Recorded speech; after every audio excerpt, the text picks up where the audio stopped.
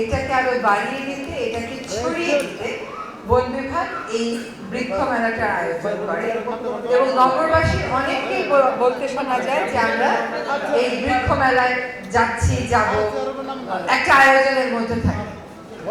এখানে সরকারি যেমন প্রতিষ্ঠান থাকে, বেসরকারিরাও সেরকম এগিয়ে এসছে, সেজন্য তাদেরকে সরকারের পক্ষ থেকে ধন্যবাদ জানাই।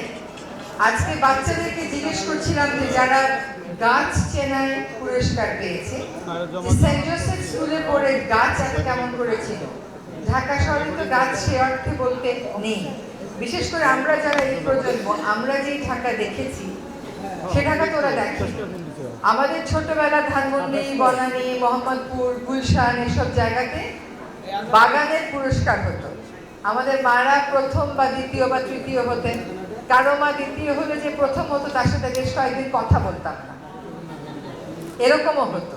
কিন্তু এখন চিন্তা করেন, আমরা এমন একটা নগরীতে থাকি যে নগরীতে কোনো বাসাতেই প্রায় বাগান নেই বললেই চলে। আমি জানি না আপনাদের মধ্যে এখানে কি উপস্থিত আছেন কিনা যার বাসার সামনে জায়গা আছে এবং সেখানে বাগান আছে, এমন আছেন কেউ? এই দেখেন একজন মানুষ আছে, আমার বাসাতেও আছে। কিন্তু বেশিরভাগ মানুষের বাগানবিহীন একটা শহরে আমরা এখন থাকি। ঢাকা এখন বাগানবিহীন একটা শহর। এখন আমরা ছাদ বাগানের দিকে যাচ্ছি, কারণ প্রকৃতির সাথে আসলে মানুষের সম্পর্ক, বিশেষ করে বাংলাদেশের মতন দেশের মানুষের সম্পর্ক ছিন্ন করে দেওয়া যায় না। এই জন্য মানুষ সামনে জায়গা না পেয়ে ছাদে উঠছে, কিছু না কিছু সে করার চেষ্টা করছে। এবং এই যে বাগানটা সে করে, এটা দেখেন বাংলাদেশে এইবার সবচেয়ে বেশি তাপমাত্রা হয়েছে গত 50 বছর। বায়ু দূষণ বলেন, তাপ শোষণ বলেন, সবুজায়ন বলেন, কংক্রিটের অত্যাচার থেকে বাঁচাতে বলেন, এই বাগান এবং বৃক্ষরোপণের তো আসলে কোনো বিকল্প নেই। আমরা করোনার সময় খুব উত্তেজিত ছিলাম, তা অনেক পাখি আমরা নিজেদের বাসার বাগানে বা বারান্দাতে দেখতে পাচ্ছিলাম, কারণ আওয়াজ কম, শব্দ দূষণ কম, সেই দিকে আসছিল, আমাদের বাসাগুলোতে আসছিল। আজকাল গরমের সময় দেখি বিভিন্ন প্রকৃতি প্রেমীরা লিখতে থাকে তাদের ফেসবুকে যে ছাদের উপরে একটু একটা বাটিতে পানি আর একটা বাটিতে একটু ভাঙা ধানের টুকরা রেখে যাতে পাখি এসে খেতে পারে। তো এই আয়োজনটা আমি মনে করি যে এটা মানুষের সাথে প্রকৃতির বন্ধনটাকে অনেক সুদৃঢ় করে। বরিশাল থেকে এসছে রচনা প্রতিযোগিতায় অংশ নিতে।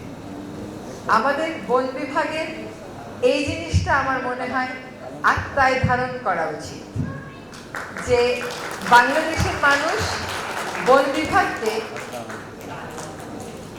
বনটা এবং সবুজটা তার মনস্তত্ত্বে ঢুকিয়ে দেওয়ার জন্য একটা ভূমিকায় দেখতে চায়। বাংলাদেশের মানুষ বন বিভাগকে কাঠের ব্যবসায়ী কিংবা গাছ কেটে রাজস্ব দেয়া প্রতিষ্ঠান হিসেবে কতটুকু দেখতে চাই আমি জানি না। কারণ বাংলাদেশটাকে সবুজ করলে, নগরায়নকে যদি আরবান ফরেস্ট্রি আমরা করতে পারি, এইগুলো আমাদেরকে অনেক বেশি ক্রেডিট দেবে। আপনারা ঢাকা শহরের বিভিন্ন এলাকাতে থেকে যত গাছ চেনেন, আমি হয়তো পরিবেশবাদী হিসেবে অত গাছ চিনি না। এটা আসলে আন্তরিকতারই পরিচয়। এই আন্তরিকতাটাকেই ধারণ করে আমাদের নীতি এবং কর্মকাণ্ডগুলোকে পরিচালিত করতে হবে। আপনাদের এই সক্রিয় অংশগ্রহণের জন্য ধন্যবাদ। যারা বিভিন্ন ক্যাটাগরিতে পুরস্কৃত হয়েছেন তাদেরকে ধন্যবাদ এই জন্য যে তারা এসেছেন এবং অংশগ্রহণ করে আমাদের এই উদ্যোগকে সার্থক করেছেন, আর তাদেরকে অভিনন্দন। তারা একটা ইতিবাচক প্রক্রিয়ার সাথে সম্পৃক্ত হয়ে পুরস্কার পেয়েছেন। অন্য সময় আমরা পরীক্ষার হলে কে ফার্স্ট হলো, কে সেকেন্ড হলো, এই নিয়ে একটা টেনশন থাকে।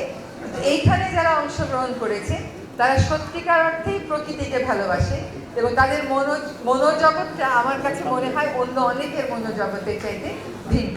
তাদেরকে আমার অন্তরের অন্তঃস্থল থেকে ধন্যবাদ। বিশেষ করে ধন্যবাদ জানাতে চাই সে সমস্ত অভিভাবকদেরকে যাদের বিশেষ চাহিদা সম্পন্ন শিশু আছে এবং এখানে যারা পুরস্কার নিলেন তারা সেই শিশুদের সবসময় হাসতে দেখে, তার মানে হচ্ছে পরিবারে তারা আদর পাচ্ছে, তারা যত্ন পাচ্ছে। তাদেরকে এই যে মেইন স্ট্রিমিং করা, সমাজের মূলধারার কর্মকাণ্ডের সাথে বন, পরিবেশ, প্রকৃতিকে ভালোবাসার মতন কর্মকাণ্ডের সাথে আপনারা সম্পৃক্ত করছেন, সেজন্য আপনারা অবশ্যই বিশেষভাবে সাধুবাদ পাওয়ার যোগ্য।